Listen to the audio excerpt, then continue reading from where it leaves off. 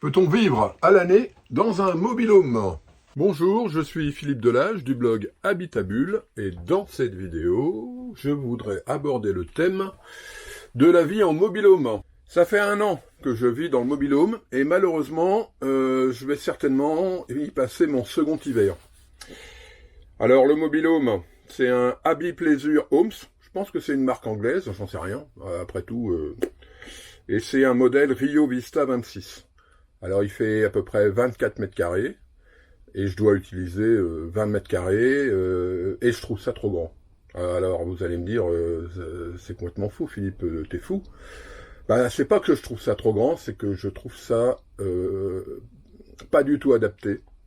Pas du tout adapté à la vie, à l'année, quoi.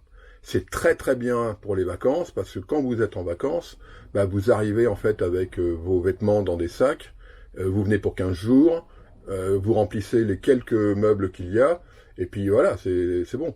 Mais quand vous vivez à l'année, bah, vous avez plus de vêtements, vous avez plus de nourriture, vous avez le matériel pour votre bureau, vous avez des livres. J'ai beaucoup de livres. J'en parlerai à la fin. Voilà. Alors le truc, c'est que le mobil-home est très mal isolé. On a ici 2 cm et demi d'isolation, voire 3 cm, mais vraiment un grand maximum. Du simple vitrage. Donc une isolation d'il y a 30 ans, 40 ans, j'en sais rien. C'est un mobil-home qui doit avoir 30 ou 40 ans. Donc l'isolation, à mon avis, elle est morte. Ou elle est pas terrible, quoi. Alors même si certains y vivent à l'année, hein, il y a des gens qui vivent dans des mobil-homes, les gens qui se déplacent sur des chantiers, dans les campings, il y a parfois des gens qui vivent à l'année. Il y a les gens du voyage qui vivent dans des mobil-homes ou des caravanes, mais bah, ils doivent consommer certainement beaucoup de chauffage, je suppose, hein, parce que moi, c'est le cas. Les 3 problèmes principaux du mobil-home, bah, il y en a 2, c'est l'été et l'hiver. L'été, vu l'isolation qu'il y a, vu le simple vitrage, vu le fait qu'il soit exposé plein sud, bah, c'est une fournaise. C'est clairement une fournaise.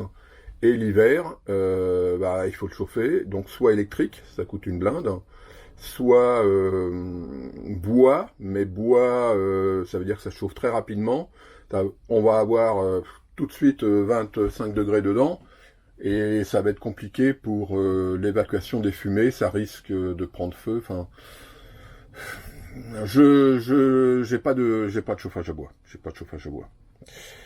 Alors moi, j'ai une PAC. Alors, on va faire une petite visite en même temps. Donc là, on rentre par une porte qui est vitrée, donc plein sud. Donc super bien parce que on voit la vue, vous vous rappelez, hein.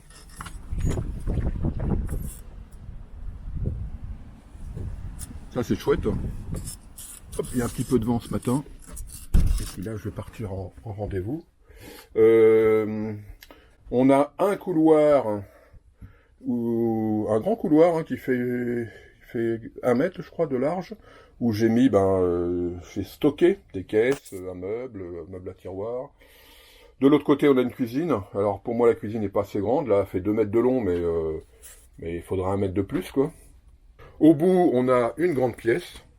Alors, c'est une pièce qui fait normalement office de salon, salle à manger. Chez moi, elle fait office en plus de bureau, avec tous les désagréments qu'il y a, parce qu'il y a des câbles, les prises de courant sont à gauche, donc il y a des câbles qui passent partout, quoi. On se prend les pieds dedans. Ce qui est bien dans les mobil-homes, c'est que sous les coussins, il y a des rangements. Alors ça, c'est vrai que c'est bien. Hop, vous voyez, il y a des rangements. Après, le truc, c'est que moi, je suis tout seul, donc j'ai une salle à manger immense, un salon salle à manger qui est immense, fait pour mettre 8 ou 10 personnes. Au niveau du chauffage, on a une pompe à chaleur qui est dehors, et puis ici le ventilateur. Le seul problème, c'est que il ventile de ce côté-là, dans la petite pièce, alors qu'il devrait être de l'autre côté, et ventiler par là, quoi. Ventiler tout le long, quoi. Donc là, je l'ai rempli de caisses. J'ai 13 caisses de livres. 13 caisses de livres. Je vous dis pas. Là, j'ai un petit meuble à tiroir. Après coup, je me rends compte que Il y a 3 tiroirs que j'utilise, le reste je l'utilise pas. Ici, il y a des petites étagères pour poser les livres, ça c'est bien. Là, des mini étagères. Poser les bricoles, et puis là, de quoi manger, et en bas, un espace pour les chaussures, et là, pour les outils importants. Ah, une petite étagère là aussi, et puis un petit meuble là-bas, que j'utilise pas. J'utilise pas, vous avez vu, il y a ma poubelle aussi. Poubelle sèche. Là, j'ai une... Alors là, j'ai... Attendez. Prendre la lampe, parce que la lampe, elle est cassée. Là, j'ai un espace, enfin une chambre en fait, qui est utilisée pour stocker des caisses, des cartons où il n'y a peut-être rien dedans, des vêtements, des trucs à vendre. Ça va être la prochaine étape d'ailleurs.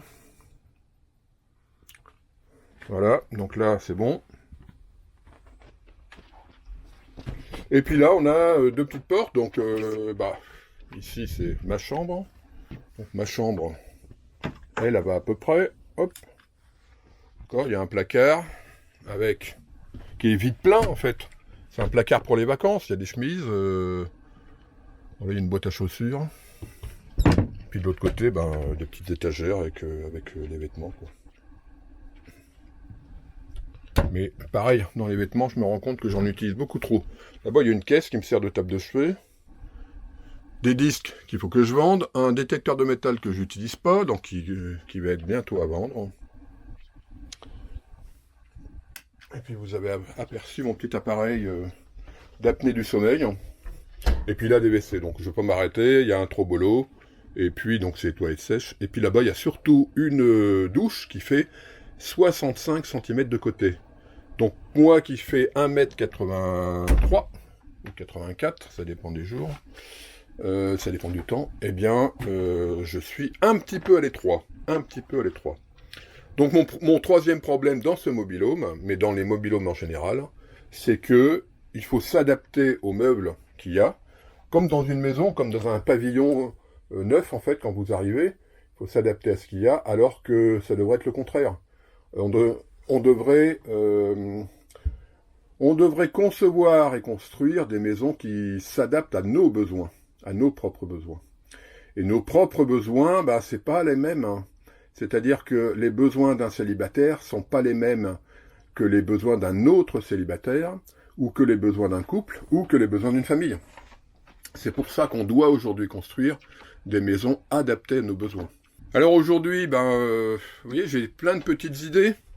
Pour la cuisine, par exemple, je verrais bien un plan de travail normal, parce que là, il fait que 50, je crois. Un plan de travail normal de 60 cm, dans lequel je pourrais mettre, par exemple, les condiments au bord, là, et puis en avoir tout le long, là, et puis en avoir sur différents étages. Ça, c'est une petite idée. Dans le plan de travail, on pourrait très bien avoir une table rétractable, ou une planche à repasser rétractable, ça existe. Ça prend beaucoup moins de place que dans un placard. On pourrait avoir dans un bureau beaucoup de rangements, ça c'est le plus important, hein, dans le bureau, beaucoup de rangements. Donc pour moi, le mobil-home, c'est pas adapté à ma situation et il est trop grand. Je pense qu'on peut concevoir une maison de 15 mètres carrés. Alors je sais, j'entends déjà Jérôme crier, niche à chien. Oui, niche à chien, Jérôme, t'as raison. Mais il y a des gens qui s'accommoderaient très très bien de 15 mètres carrés, au lieu de payer un crédit sur 20 ans, ils paieraient un crédit sur 5 ans, ou voire ils ne paieraient pas de crédit parce qu'ils ont accumulé l'argent de côté et qu'ils peuvent la construire eux-mêmes, quoi. Donc voilà, c'était ma visite du mobil-home.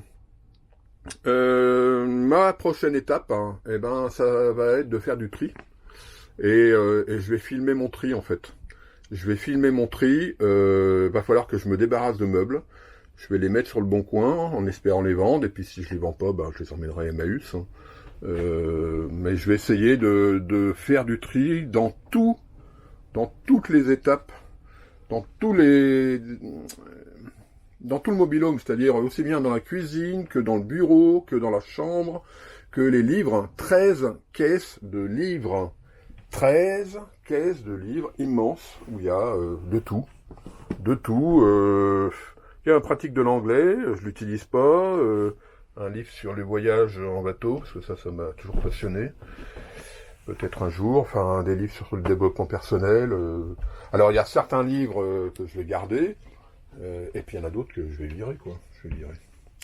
Voilà, donc si vous avez aimé cette vidéo, je vous invite à cliquer sur le petit pouce pour améliorer mon référencement, la partager avec vos amis, vous abonner à la chaîne YouTube, ce serait cool, parce que c'est vrai qu'apparemment, au niveau du référencement, c'est top. C'est top. Hein. Et puis, on va se retrouver dans une prochaine vidéo rapidement, puisque je vais essayer de faire des vidéos comme ça, un peu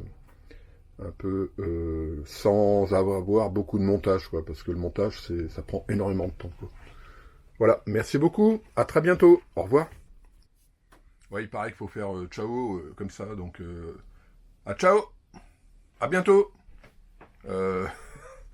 Ouais, au revoir, à demain, au revoir, salut.